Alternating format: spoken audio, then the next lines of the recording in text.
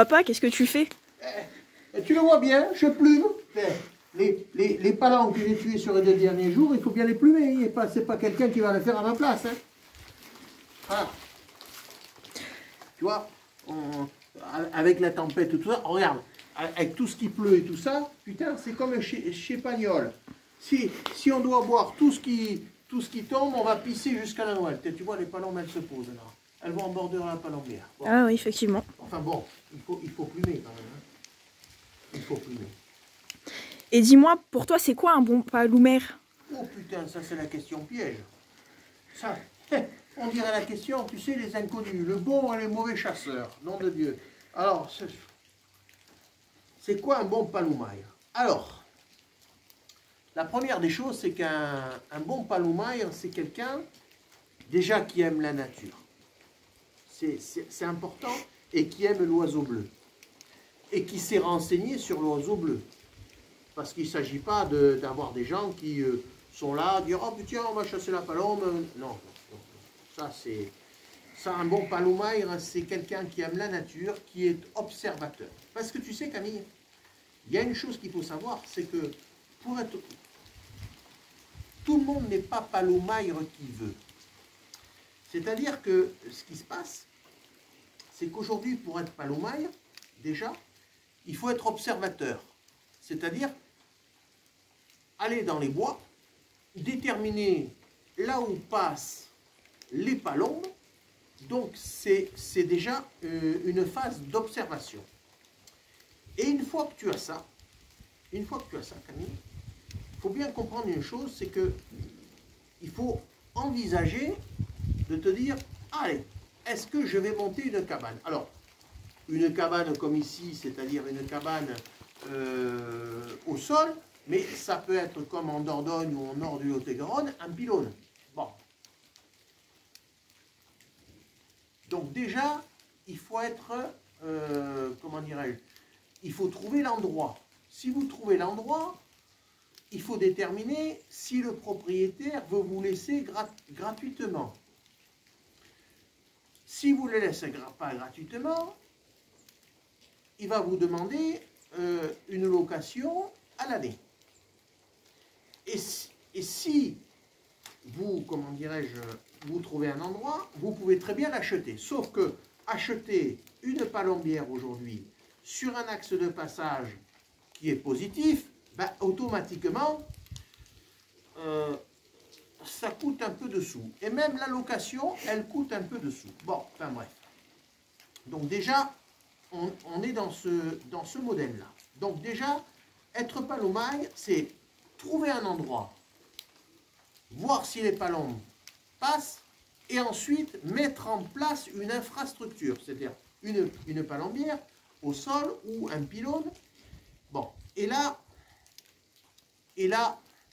commencent les difficultés.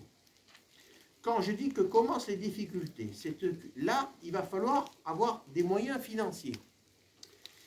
Pourquoi?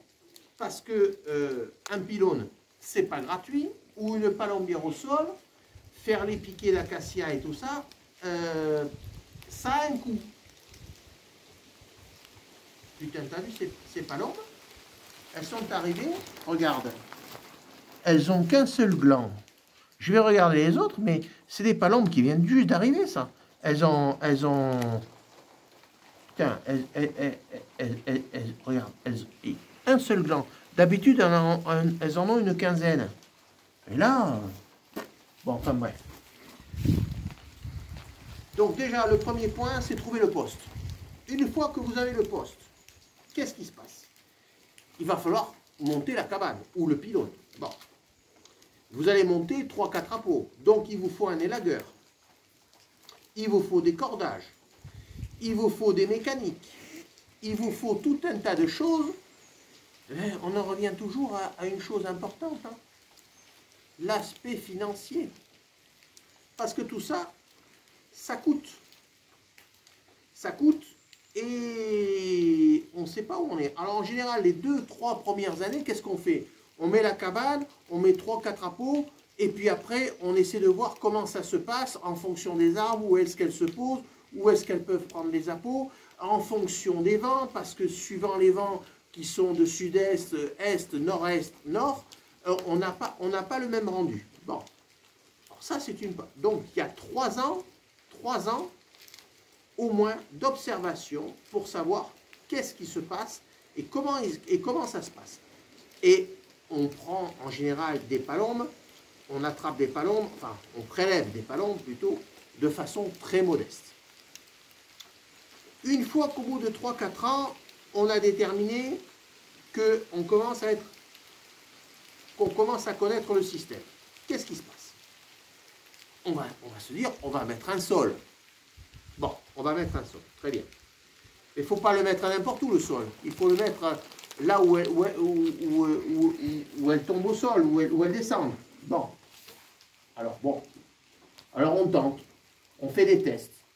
Mais quand on met un sol, il ne faut pas se rater. Parce que au final, si on se rate, ben, elle se pose à côté.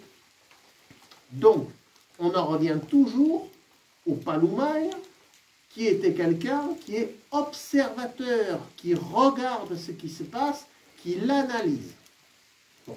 Une fois que ça c'est fait, on a monté le sol et on tente le coup. Bon. Dans la pratique, qu'est-ce qui se passe? Dans la pratique, rien ne se passe comme il faut. On pense ceci, il va se passer cela. Donc, malheureusement, ce que l'on a prévu ne se passe pas comme il faut.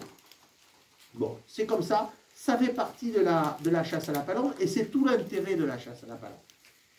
Mais une grande chose qu'il faut savoir, c'est qu'un bon paloumaille, outre l'aspect de l'observation, outre l'aspect qu'il doit être un excellent bricoleur, je dis bien pas un bon bricoleur, mais un excellent bricoleur, doit être quelqu'un de résilient.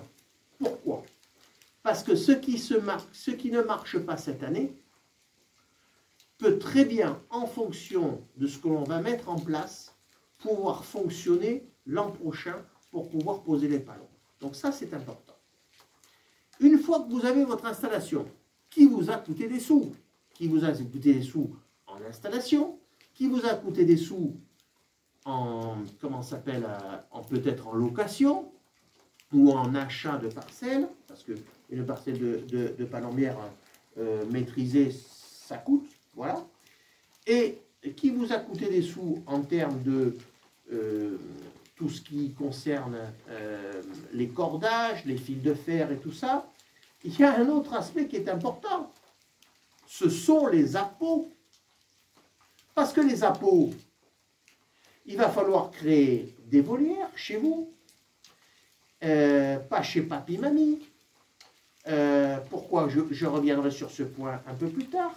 Pourquoi? Parce qu'il va falloir mettre en place des pigeons ou des palombes. Donc, vous procurez les pigeons ou les palombes.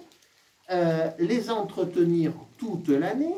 Donc, les entretenir toute l'année, on en revient toujours au plan financier. C'est-à-dire que moi, personnellement, j'ai entre 65 et 85 palombes, pigeons, dans les volières, sur 3 volières. Bon, ça me coûte pratiquement 2 tonnes de grains à l'année. Bon, alors il faut s'en occuper. C'est-à-dire que tous les 8 jours, il faut leur donner à boire et à manger. Moi, j'ai mis en place un système où tous les 8 jours, je leur donne à boire et à manger. Ce qui n'est pas le commun de tout le monde.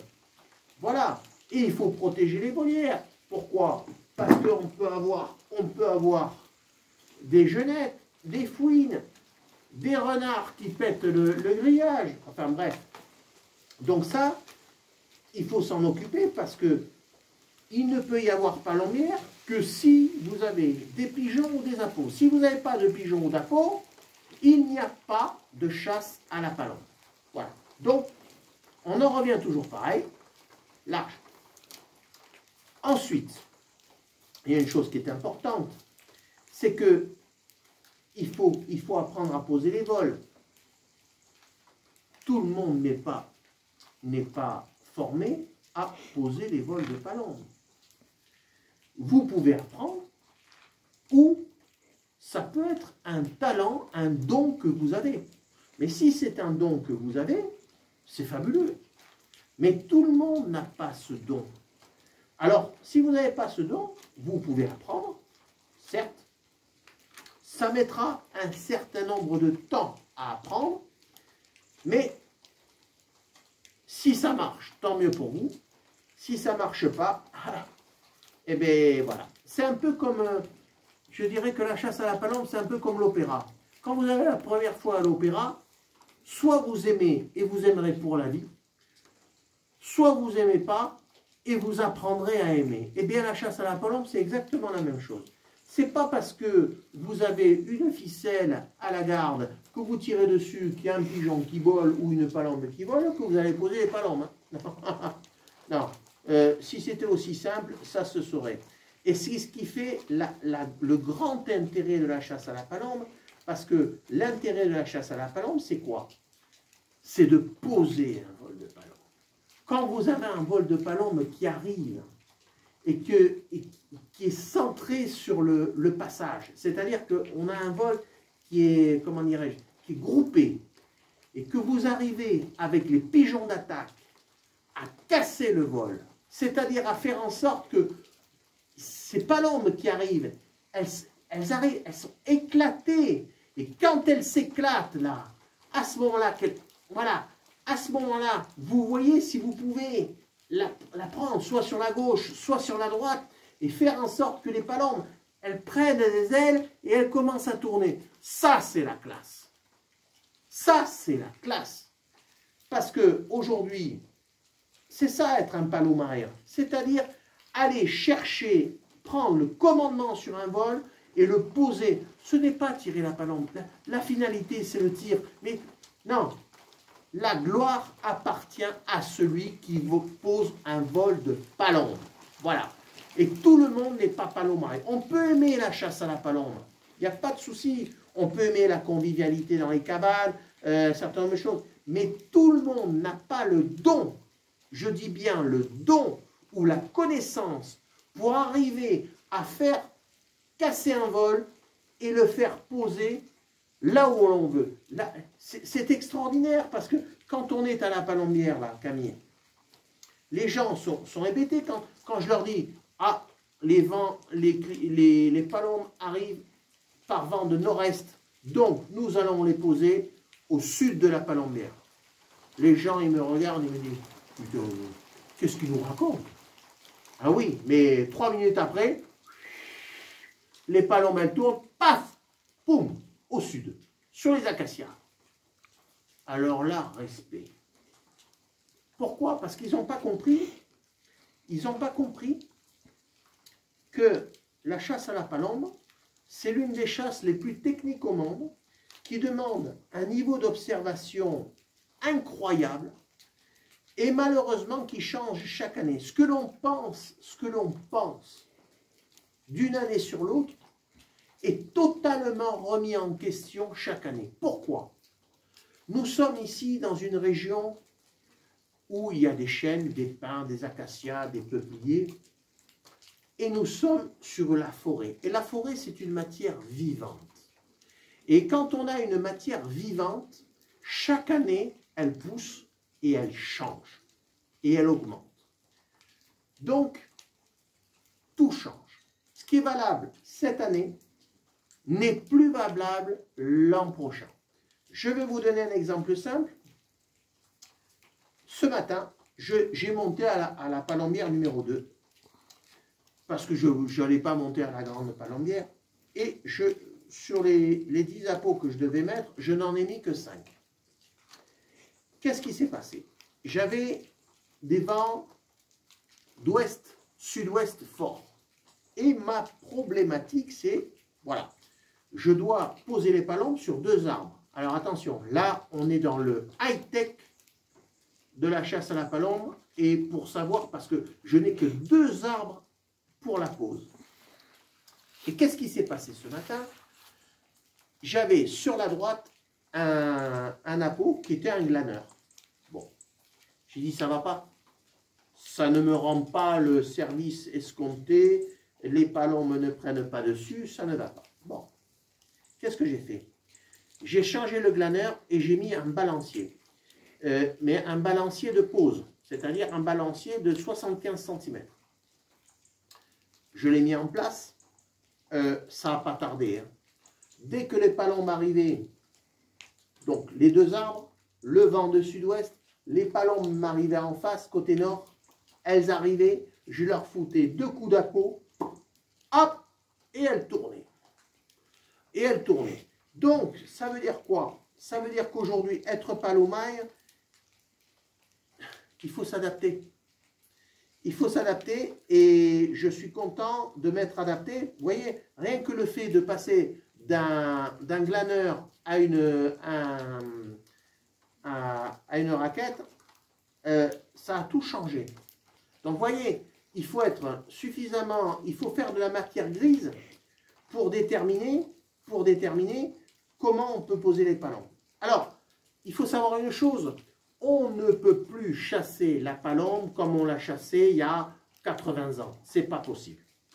Autrefois, mon père, qu'est-ce qu'il faisait?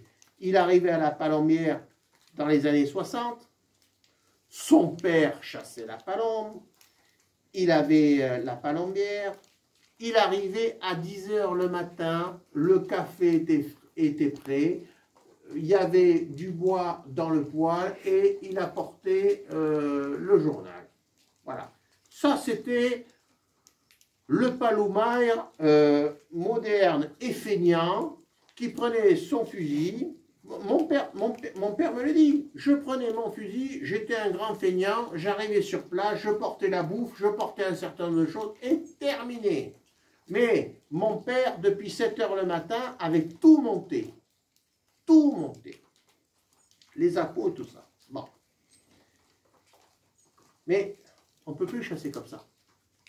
On ne peut plus chasser comme ça parce qu'aujourd'hui, en l'espace de 50 ans, qu'est-ce qui s'est passé? Les palombes, elles se sont adaptées.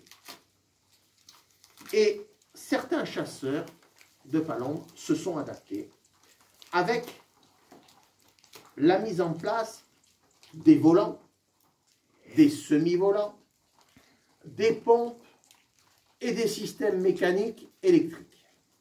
Donc, tous ceux qui se sont adaptés et qui ont essayé de trouver des solutions pour poser les vols de palombe, ben, aujourd'hui, ils réussissent la chasse à la palombe. Parce que, imaginez-vous, les appôts qu'on a dans le sud-ouest ici, mais il y en a partout. Il y en a dans le nord de la France, il y en a même dans le nord de l'Europe. Donc les palombes, quand elles arrivent ici, un pigeon qui bouge ou une palombe qui bouge, mais elles savent ce que c'est. Voilà. Finalement, on en revient à l'implication, en fait. On en revient à l'implication parce que on en revient toujours à ce que je te disais. Aujourd'hui, un bon palomaire, c'est quelqu'un, comme je te dis, qui réfléchit où positionner sa palombière. Une fois qu'il l'a fait, il construit sa palombière, que ce soit sur pylône ou au sol, et ensuite qui a la capacité de l'entretien de la palombière. Parce que l'entretien de la palombière, c'est très important.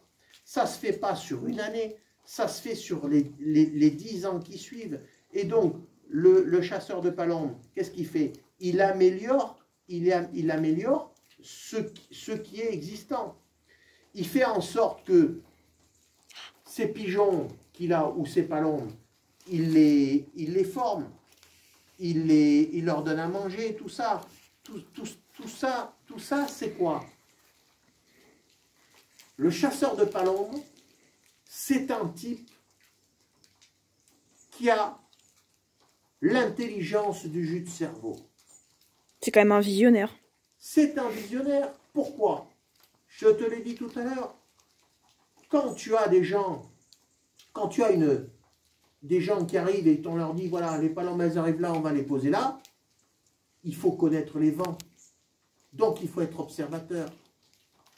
Il faut connaître les arbres sur lesquels elles vont se poser. Il faut voir là où les appôts, on va les mettre. Regarde, moi, je suis aujourd'hui impliqué puisque on m'appelle pour me dire, Monsieur Téchenet, est-ce que vous ne voulez pas venir me voir à ma palombière pour me dire où est-ce qu'il faut mettre les appos?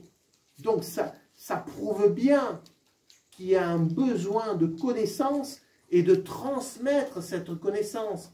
Ça c'est fabuleux. Alors, bien sûr, on est les derniers des Mohicans. On est les derniers Mohicans. Bon, la chasse au filet, la chasse traditionnelle, elle est touchée, tout ça. Bon, ça fera l'objet d'une autre vidéo, mais non, c'est pas grave. Ce que je veux dire par là, c'est qu'aujourd'hui, être palomaille, c'est s'impliquer. Impliquer, c'est quoi? Je vois mon voisin. Mon voisin a monté une palombière. Au départ, ils étaient 7 ou 8 à bosser avec lui pour monter la palombière. Maintenant, il est tout seul et il a viré tout ce petit monde parce qu'il n'y a personne pour venir l'aider. Voilà. Donc aujourd'hui, chasser la palombe, il faut être à la fois comprendre qu'il faut être intelligent, observateur, résilient, parce que quand on a une année comme aujourd'hui, comme cette année, où on avait des vents, des tempêtes de sud-ouest, ouest fortes, faut pas rêver, hein. Il n'y a aucune palombière qui est faite pour les vents de sud-ouest ou ouest. Donc, poser des vols de palombes par ces vents-là, je pense que cette année, les écologistes vont être contents. Parce que les prélèvements de palombes vont être proches du minable. Voilà. Donc, aujourd'hui, la morale de l'histoire, c'est quoi? C'est que quand on est chasseur de palombes, vrai chasseur de palombes, il faut avoir une palombière. Il faut être observateur. Il faut être amoureux de la nature. Il faut avoir un bois où on peut construire. Il faut être bricoleur. Il faut travailler 8 mois de l'année minimum pour mettre en route la palombière, avec les contraintes que ça représente, les contraintes familiales. Parce que quand vous bricolez à la palombière, vous ne vous occupez pas de votre famille. Donc ça, c'est important. Et à partir de là, on a peut-être, plus ou moins de réussite. Et les premières années, on n'a pas beaucoup de réussite. Et c'est pour ça qu'il faut être résilient et se dire, voilà, j'y crois encore, j'y vais, tout ça. Et c'est pour ça que la chasse à la palombe, demain, ça va être compliqué parce que toute la jeune génération qui arrive, ils aiment la chasse à la palombe. Il n'y a pas de problème. Hein. Ils aiment ça. Mais ils veulent rien faire pour entretenir, en fait. Ils veulent les choses sans rien faire. Exactement. Exactement. Mais tu vois, regarde Camille. Bon, ok, je monte un tableau et là je vais donner mon coup de gueule parce qu'il y a beaucoup de gens sur les réseaux sociaux qui disent « Oh, mais il ne faut pas montrer les tableaux, voilà. » Mais putain, assumez qui vous êtes.